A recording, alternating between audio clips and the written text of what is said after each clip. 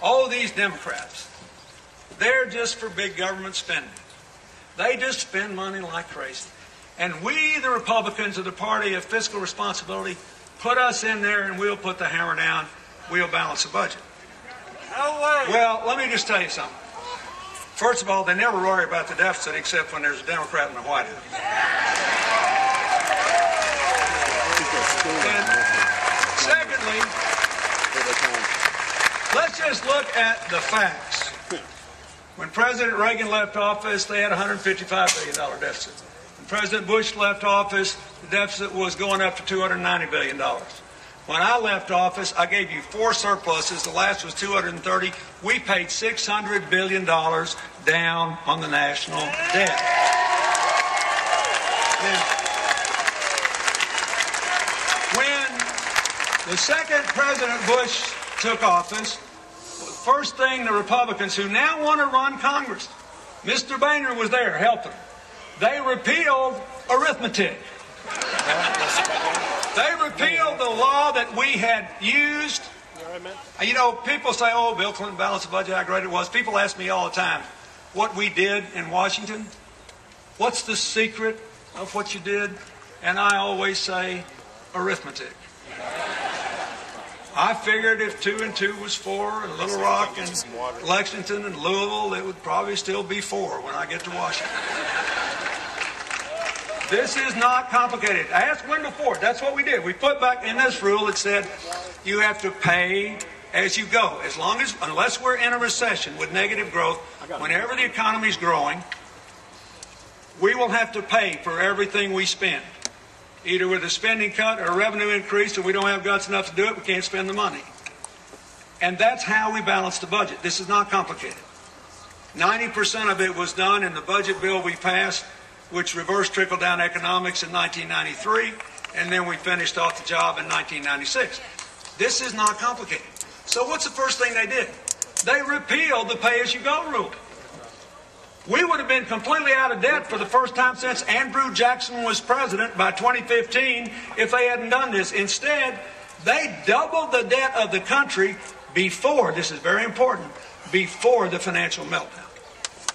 Now, the problem is, when the economy starts shrinking like it was, you got to spend money. You don't really have any choice. So they left the incoming administration with a $1.2 trillion annual deficit, and they're talking about balancing the budget. Give me a break here. There is only one person you can listen to on that, based on the evidence. That's me.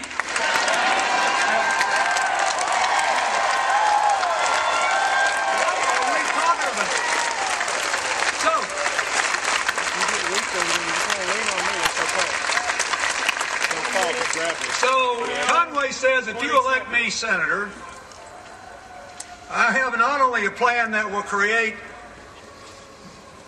11,000 jobs in Kentucky through tax credits, I actually have a plan to save hundreds of billions of dollars in spending. And I got it here somewhere. It may have blown off.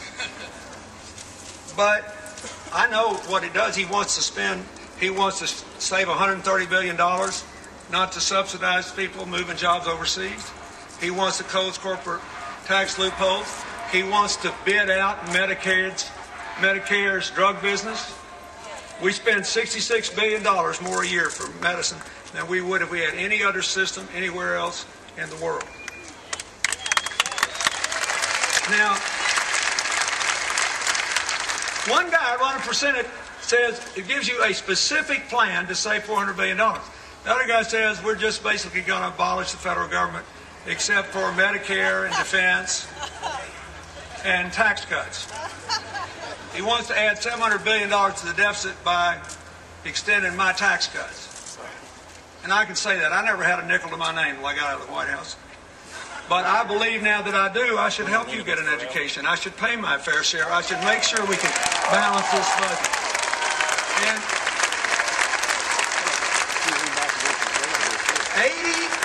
84% of the money they're fighting over in Washington today is tax cuts for people making more than $1 million.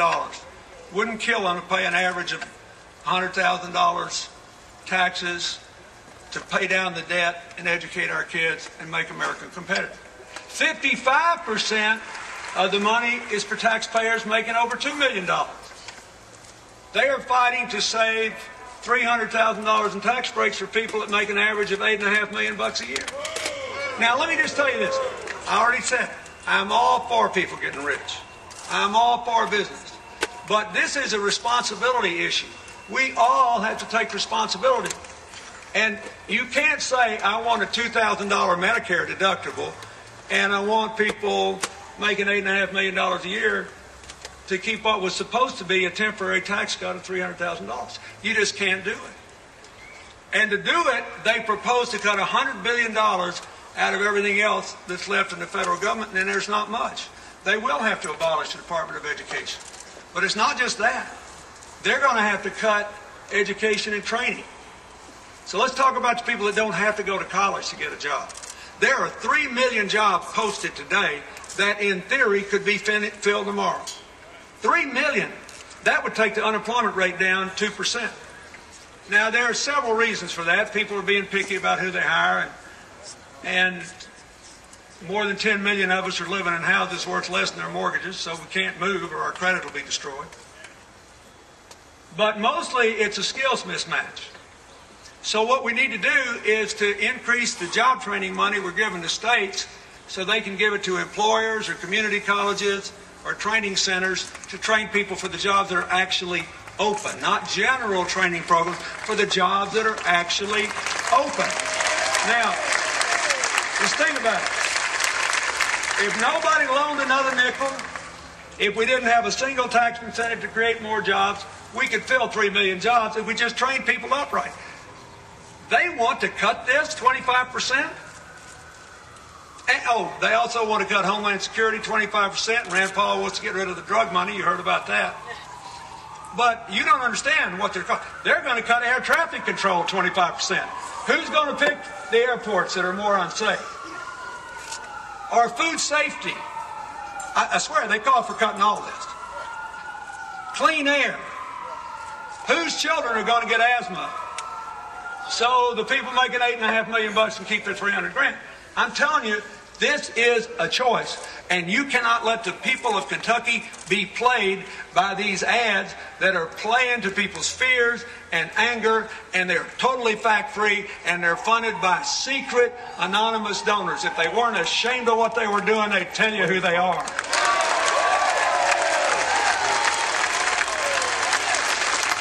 So, now here's the good news. You heard me go through this. We got plenty of money to get out of this mess. We got productive small businesses. We proved we can compete with people in manufacturing. We have almost now regained the lead in all this green energy stuff. When we started in January of 2009, the Democrats, we only had 2% of the market in the world for our hyper-efficient batteries that enable us to run these electric cars. We'll soon have 40% of the world market because of these investments in manufacturing jobs here in America. There is nothing wrong with this country, as I've said 1,000 times. It can't be fixed by what's right with it. But you can't be played. You got to say this is a job, this is a choice. We have a practical, progressive, common sense moderate who has actually done things and actually has a plan. Running against a man with radical ideas and no record to back it up, no evidence that anything works that they're advocating, who has embraced an agenda that will add $1 trillion to the debt, not reduce the deficit, and not create jobs, but let us go back to what got us in trouble in the first place. So what I want you to say to America is, we picked the future. We voted for tomorrow. We voted for someone we know, someone we trust, someone who has proved that jobs can be created, that we can all be held accountable, that we can all be responsible, that we can all go forward together. We rejected the politics of fear, the big money ads, and all this hot air that may be mildly entertaining, but is deeply dangerous to our future. We chose tomorrow. And I want the students of Kentucky to say, all of you pollsters who say we didn't care enough to vote, we do. We will.